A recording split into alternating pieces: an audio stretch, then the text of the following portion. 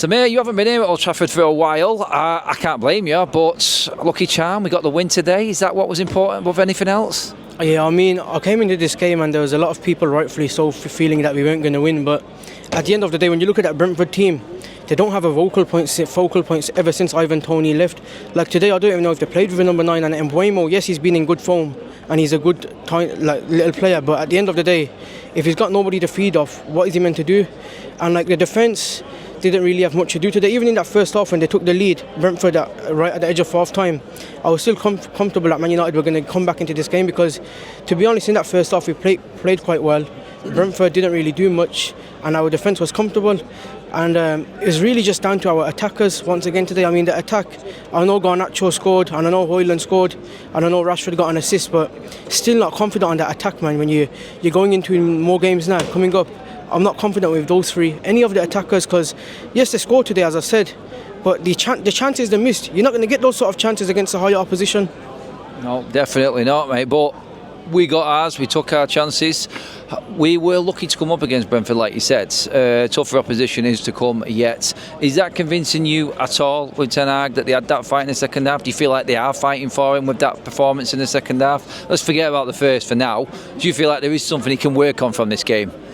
I mean, there's one thing that I'll say about the Man United players. We've seen in the past they've thrown managers under the bus, but I just at times when I've watched Man United this season and even last season, for me it doesn't look like they've ever down tools for the manager. Maybe at times like Crystal Palace in patches, but in terms of a whole game, like you can see these guys are not here to throw another manager out, and people have thrown this false narrative around that, or the players are down tooling. These are completely new players ever since Erik ten Hag took over.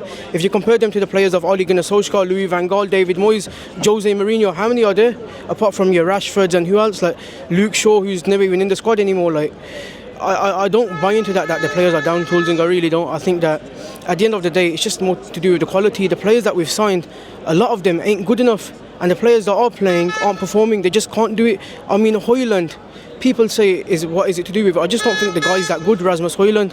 I mean, today in that first half as well, like he just can't hold up the ball. The ball's coming to him, and every time the ball's going to Højlund, the crowd's grounding because they know Højlund's going to lose it. Højlund ain't keeping it up, and I know he grew into the game, but it's the same with Garnacho. Garnacho, once again, he's been overhyped for me, in my opinion. They're doing this Weaver Garnacho, he's the next Ronaldo.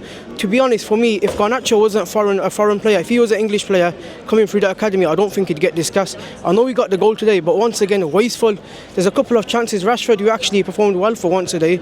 I mean, that guy, I can't stand him because he's absolutely inconsistent, woeful most of the times. But today he was good, and he played 2 chances to Garnacho, and he should have taken them because you're not going to get those chances, as I said before, against a better opposition.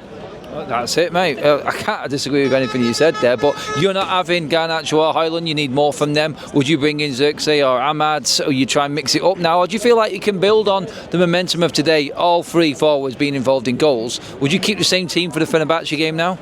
Adam, we've seen this story too many times about momentum and this. I remember we beat Barnsley and these guys are treating Rashford like a little baby. Oh, Rashford's got his confidence back. He's got 1-2 goals. We beat Barnsley 7-0. Like, come on. We've seen the next game. He went back to normal, back to being Marcus Rashford. Same for all these guys. We've seen last season, we got these wins against Brentford 2-1 and we thought, is our season turned around? It's not going to turn around. And the attack, as you said, talking about Xerxes, Ahmad, Anthony, for me, they're just all as bad as each other. I know Ahmad, I want him to do well, and he's played well at times, but even him when he's played at times, he's not taking his chance. And not one of those attackers give me any confidence that they're going to do anything. Bruno Fernandes, Casemiro midfield today, their performance not good in my opinion. Would you change anything up there? Would you mix it up a bit? Does Agate need to come into this side now more consistently for you? To be honest, I agree with most points, but I disagree with that thing about Casemiro. For me, I think Casemiro was quite cool today. I would even give him the man of the match. I mean, really? Yeah, I would. Casemiro, I mean, for me, I do think that Casemiro he's become a scapegoat nowadays because of how poor he was last season, and rightfully so. He did deserve the criticism. But when you're looking at our midfield this season, Kobe Mainoo, before he got injured, for me, he wasn't anything special this season, and I like the guy, and he's a top player. Bruno Fernandes, the less said about him, the better, because once again, not good enough. I know he got that little assist, but he just doesn't do the basics. This guy's meant to be our Kevin De Bruyne, our Odegaard. This is who they compare him to, and he's not delivering the goods. But for me, Casemiro, I think he's been decent this season. I'd even say he's arguably been our best midfield. And Ugarte, I don't think bringing in Ugarte is a solution because he's not an upgrade on Casemiro, man. He's not. Samir, legend, mate. Thanks for coming and talking to us.